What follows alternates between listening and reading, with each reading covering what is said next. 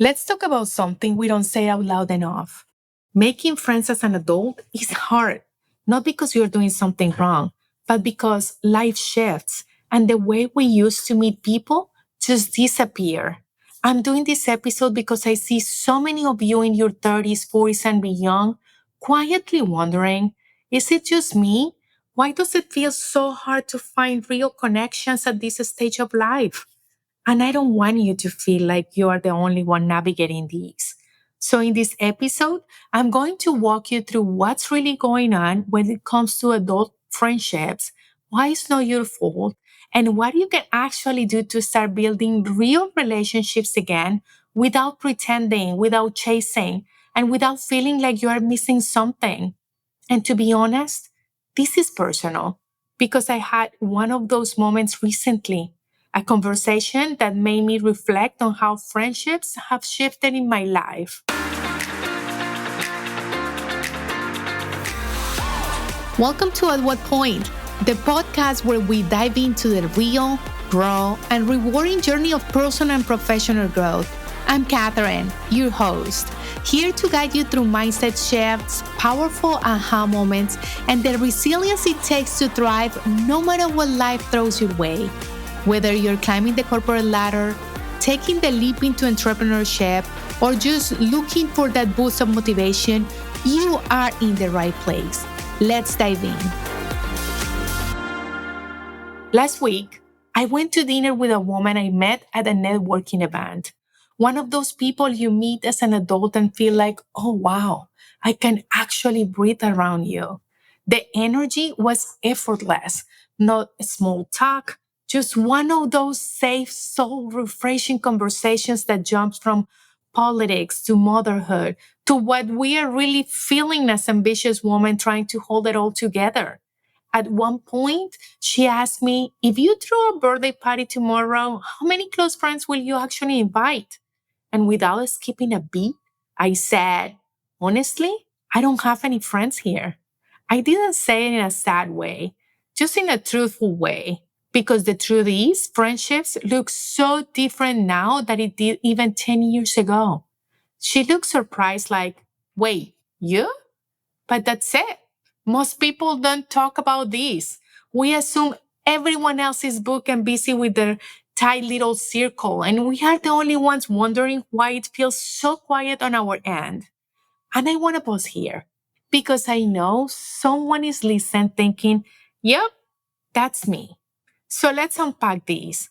Why does it feel so hard to make new friends as an adult? Well, let's start saying that our lives are not designed around natural connection points anymore. When we were younger, we had school, shared classes, after school sports, mutual boredom. Then our 20s brought happy hours, roommate, the spontaneous night outs, and even early career days give us building community. We had coworkers, office birthdays, shared deadlines. You were constantly surrounded by the same people. But now you're working maybe from home, or your day is filled with meetings, errands, parenting, trying to squeeze in 5 minutes to yourself. Your friends have kids, or their kids are older than yours, or they live across the country, or they just fell off. No one tells you that friendship in your 40s might require strategy. That is not going to happen by chance anymore.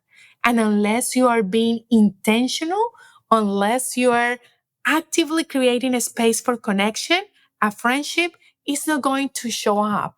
And this is a realization that hit me hard because the older I have gotten, the more I have understood that people are not avoiding you. They are just managing their own full plates. So if we want real connection, we have to be the ones to show up for it. And that's been the shift for me. So let me share with you what I do now to find real connections. Well, I started leaning into events where I knew I was going to meet like-minded women. I attended networking lunches, a small group business meetups, even community volunteering, but not to pitch myself or hand out cards. I go to actually listen, to have conversations, to be a human in a room full of humans who are also just trying to feel seen. And I want to make this clear. Connection doesn't have to be deep and life-changing every time. Sometimes it starts with something as simple as chatting with someone you keep seeing at the gym, or finally saying hi to that woman at the co-working space who always smiles at you. Those little moments can turn into something real if you give them the space to grow. We also have to stop thinking that every friend needs to be everything. Some people are coffee friends. Some are vent and laugh together friends. Others are business minded or just fun to walk Target with. And that's okay. You don't need one person to check every box. You need the right people for this version of you. And if you're feeling a little called out or maybe even a little sad right now, I get it. I've been there. It's easy to think we have failed socially because we don't have the group text or the girls' trip or the brunch table filled with laughter. But here's what I want to tell you. You are not broken. You're not behind. You're just in a new season. And with new seasons come new expectations.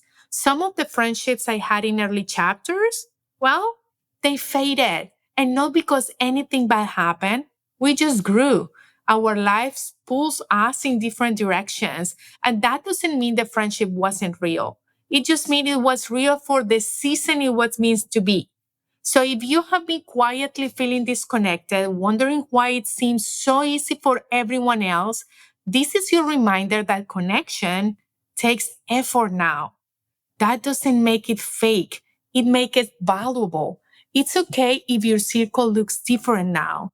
It's okay if your friendships are fewer but deeper. It's okay if you have outgrown certain people or if they have outgrown you. You don't need 5 best friends.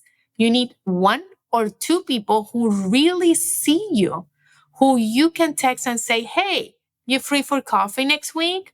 Without feeling like you need to explain yourself.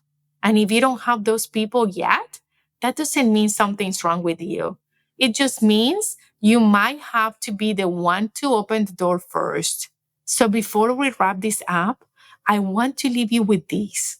At what point do we stop expecting friendships to fall into our lap and start being brave enough to go out and create them? At what point do we stop clinging to what friendships used to look like and start building something that fits who we are today? And maybe, just maybe, that point is right now. Because the truth is, connection is not gone. It's just waiting for you to make the first move. Thanks for joining another episode of At What Point.